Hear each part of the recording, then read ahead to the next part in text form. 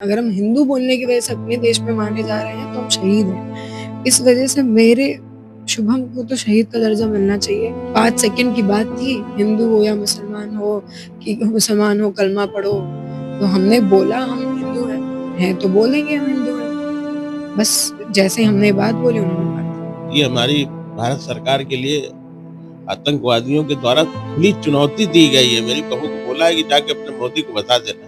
पहलगाम में हुए आतंकी हमले में 26 लोगों की मौत हो गई। बात करें कानपुर की तो कानपुर का भी एक लाल था जिसका नाम शुभम था। इस समय हम उनके घर पे मौजूद हैं। उनकी पत्नी हमारे साथ हैं बात करने के लिए। उनसे हम बात करेंगे, जानेंगे। मैम, बड़ी दुख की घड़ी है, शब्द नहीं है। फिर भी मैं ये चाहूँगा कि क्या आपकी मांग है, क्या सरकार से मांग है और क्या आप कहना चाहती हैं हमारे माध्यम से सरकार तक कि ताकि आपकी आवाज़ पहुँचे? मेरी सरकार से शुभम को शहीद का दर्जा देने की मांग है, क्योंकि ये जो इतनी बड़ी घटना हुई है, उस घटना में जो इस देश के बच्चे जो गए हैं, वो इस देश के होने की वजह से गए हैं। हिंदुस्तान में हिंदू बोलने की वजह से गए हैं और अगर हम हिंदू बोल रहे हैं, तो हम शहीद ही हैं। अगर हम हिंदू बोलने की वजह से अपने देश में माने जा रहे हैं, तो हम शहीद हैं। इस वजह से मेरे शुभम को तो शहीद का दर्जा मिलना चाहिए। इसके अलावा शुभम को सबसे पहली गोली लगने की वजह से वहाँ पे बहुत लोग बच पाए हैं, बहुत फैमिलियाँ वापस अपने घर जा पाई हैं। ये भी एक बहुत बड़ा रीज़न है कि मैं शुभम के लिए एक शहीद के लिए सरकार से अपील कर रही हूँ कि उसको शहीद का दर्जा दें, जो हमारी फैमिली को हमेशा जीवन भर याद रहे। नहीं तो सब भूल जाएँगे ये क्या हुआ था और 2, 4, 5 साल बाद फिर से सेम चीज़ें होंगी। मैं नहीं चाहती कोई ये भूले जो हुआ। इस वजह से मैं नहीं मेरे मेरे पति को आप शहीद का दर्जा दीजिए और लोगों को उसे याद कर रखने दीजिए। याद रहेगा तो ये गुस्सा अंदर रहेगा, तो शायद दोबारा कोई अटैक ना हो।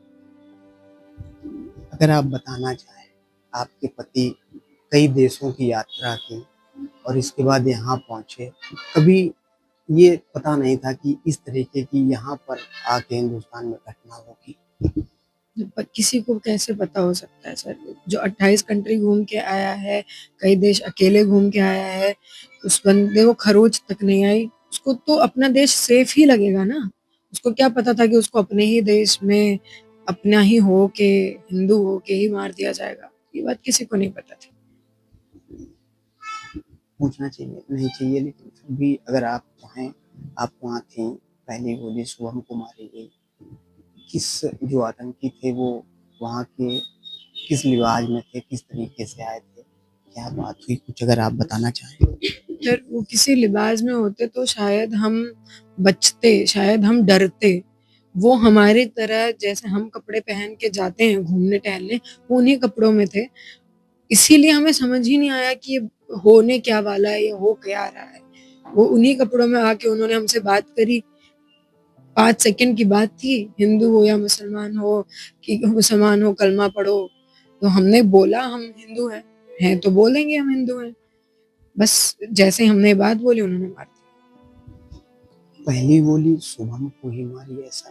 पहली पहली गोली पूरा सोच समझ के, पहली गोली की लोग उसको देख के डरें, इतना सोच समझ के मारा है उन्होंने।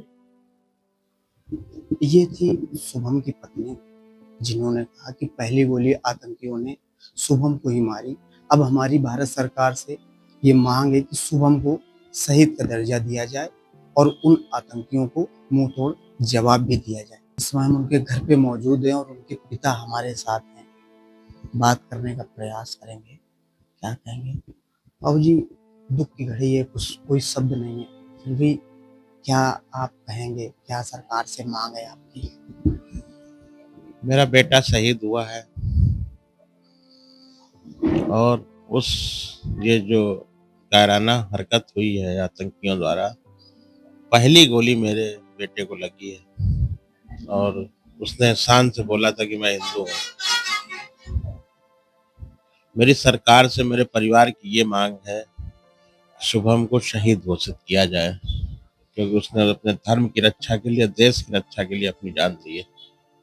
और सरकार से एक और मांग है कि उन दुर्दांत आतंकियों को मारकर उनका सफाया करें और जहां वो आतंकी तैयार किए जाते हैं उन जगहों को तो जरूर ही नष्ट करें। क्योंकि आज मेरा बेटा गया है, मैं सरकार से ये चाहता हूँ किसी और का बेटा अब आगे शहीद ना हो इस तरह की घटना।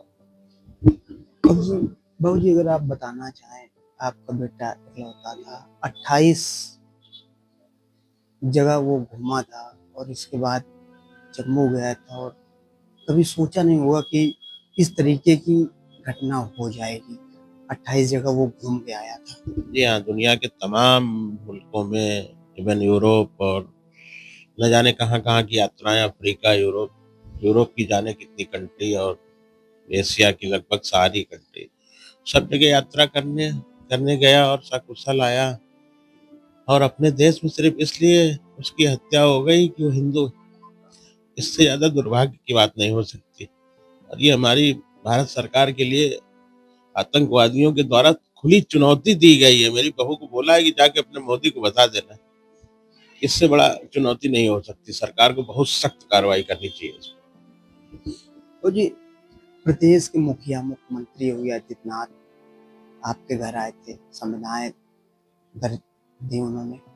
क्या उनसे आपकी बात हुई थी? क्या आपने अपना पक्ष रखा? क्या उनसे अपनी मांग की है? आदरणीय मुख्यमंत्री जी श्री योगी आदित्यनाथ जी आए हुए थे हमारे घर। उन्होंने लगातार हमारा ध्यान रखा। उन्होंने हमें श्रीनगर में ही फ़ोन किया था।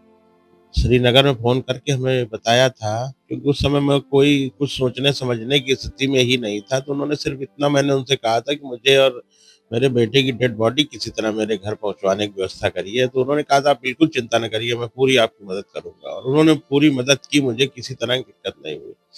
उसके बाद अंतिम संस्कार में मेरे घर भी आए हुए थे। क्योंकि उस दिन अंतिम संस्कार था, इसलिए उस दिन हम लोगों ने ये बात नहीं रखी थी। उन्होंने उसको बहू को बोला है कि तुम मेरी बेटी हो और तुम जो भी बात रखोगी मैं उसमें तुरंत उस पे अमल करूँगा और उस पे कार्रवाई करूँगा।